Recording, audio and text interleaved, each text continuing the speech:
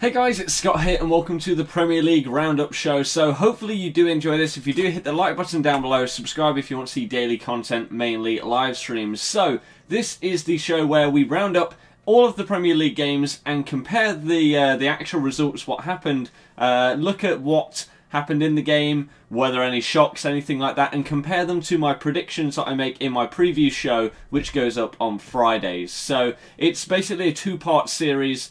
Each video has a Friday episode and a Tuesday episode preview and a roundup. So today is the roundup show and we are going to start off with Newcastle Arsenal. So if you remember in the preview show, this week we decided to start like a point system to see if anybody in the comment section would predict them really well. So let's see how well you guys did. Compare your comments previously to what actually happened in the matches and see how many points you got. I did really bad this week as it was just a shocking week for predictions for me. So basically, if you get it completely wrong, you get 0 points. If you get the result right, you get 1 point. If you get the score line and result right, then you get 3 points. So the maximum you can get is 30. Minimum would obviously be 0 if you get absolutely nothing right. So this week I've done really bad. If anyone's done worse than me, you should probably never take up betting. So here we go. Newcastle versus Arsenal was the first game in this one. So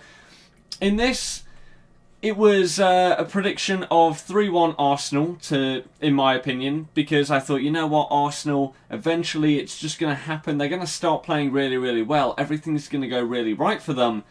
And I thought that this would be the game because Newcastle aren't incredible, but they put up a decent fight. And Arsenal did manage to win the game 1-0. They did finally get the goal through a Colaccini own goal that he deflected in, unfortunately for them. But Arsenal did manage to pick up the win 1-0. Still not looking incredible. Are they going to do anything? A lot of their fans are really annoyed that they haven't picked up any outfield players in this transfer window, which is now shut completely. So any Arsenal fans watching this, what do you think? Like, are you really annoyed that your team haven't made any good signings? Do you think that you needed to strengthen a certain position? If so, put it in the comments section down below. So I get 1 point in that one of only a few this week. Next we go on to Villa versus Sunderland, a game where I thought, you know what, both teams, they could be doing better, to be honest. Sunderland sat bottom of the table. Villa not that far off of it. I mean, they've done okay, but they've brought in so many new signings that they're just not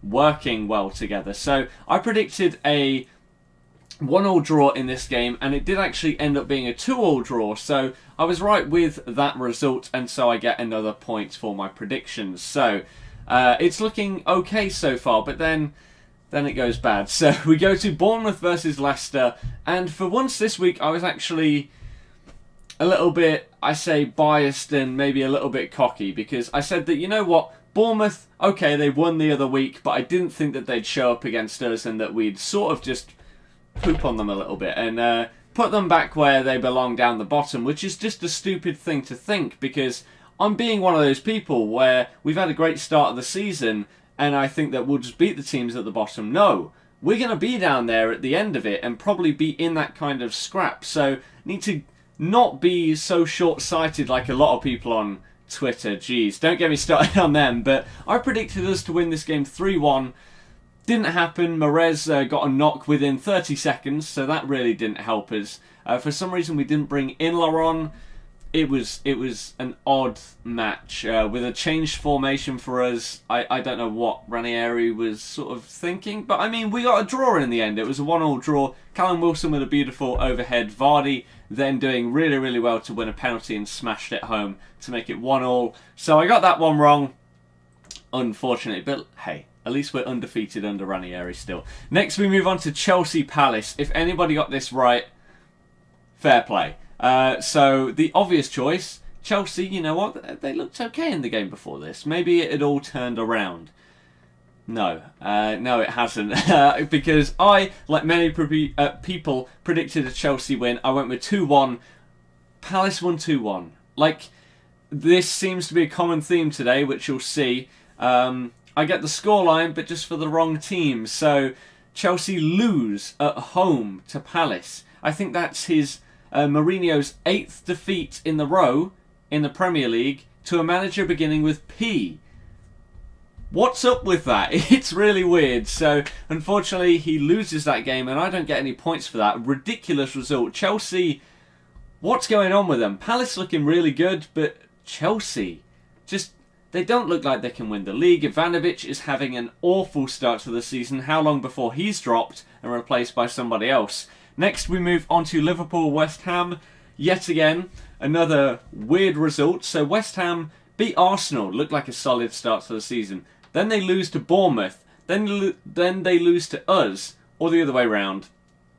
And then they come up against Liverpool on that bad run of form. Those 2 losses at home.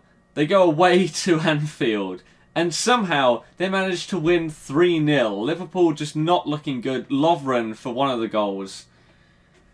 What is he doing? But Payet ripping it up for West Ham, as well as their other players playing quite well. They managed a 3-0 win. I went with 3-0 Liverpool, so like I said, getting it the wrong way round once again. Unfortunately, if people predicted a Palace and West Ham double, well done, because you guys, you're psychic. Like, go and buy a lottery ticket if you can predict all of these results correctly. You deserve a medal of some kind. So, we move on to City versus Watford. Manchester City looking very, very good. This makes it now 4 wins out of 4. They won 2-0. I went with 3-0, which it could have been, but 2-0 was a comfortable enough victory for them.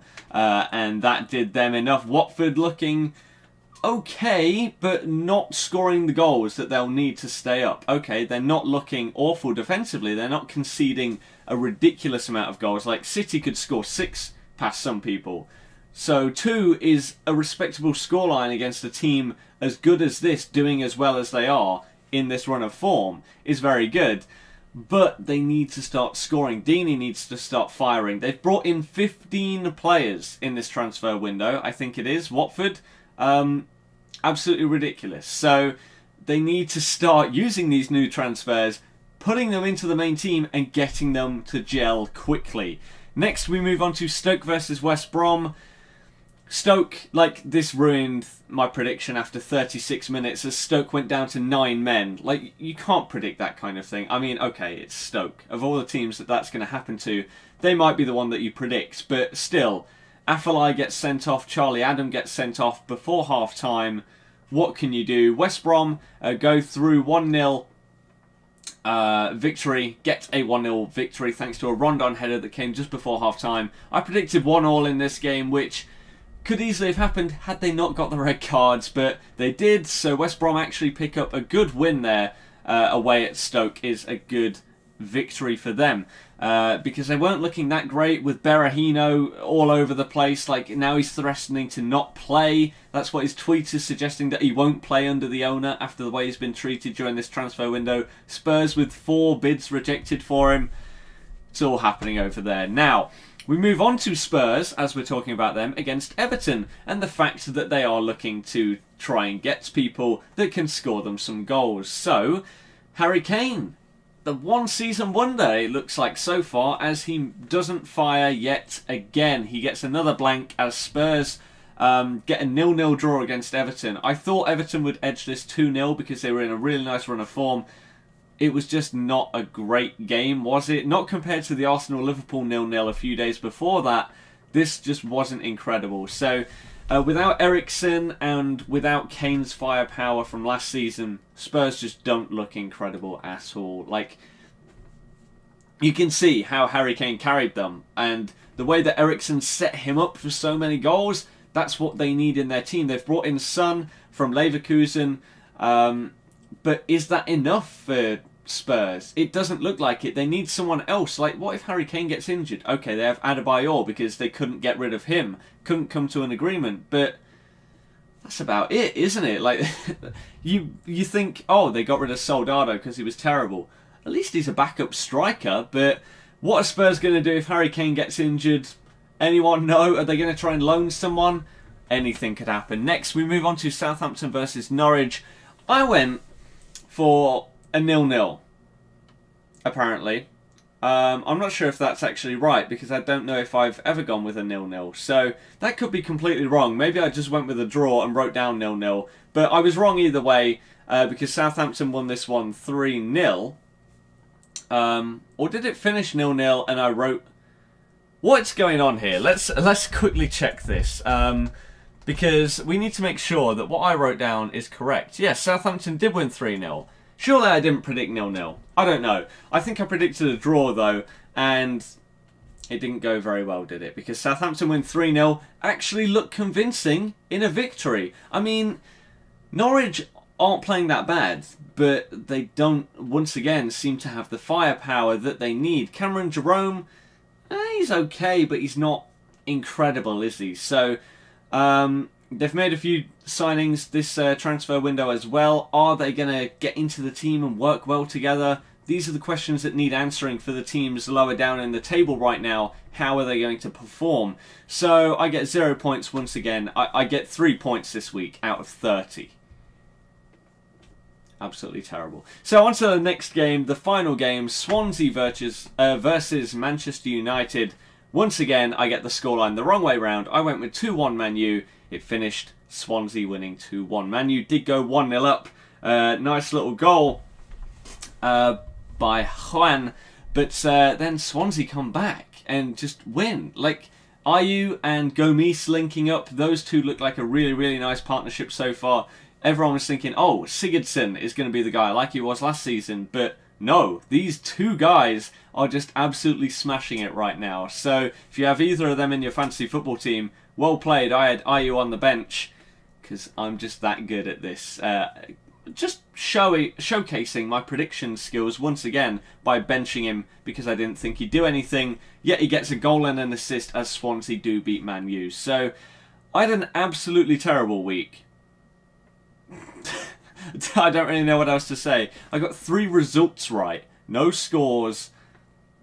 Just shocking. So how well did you do? If you did worse than me, I don't know how. But leave your comments down below. How many points did you get this week? And there will be obviously a preview show on Friday. So hopefully you do tune into that. And hopefully we're going to have our new thumbnails and everything sorted by then, which is going to be pretty cool. I've been working on that on Photoshop the last few days, so hopefully they will be done by then. But thank you very much for watching. Hopefully you did enjoy this one. I'll see you guys next time. Goodbye.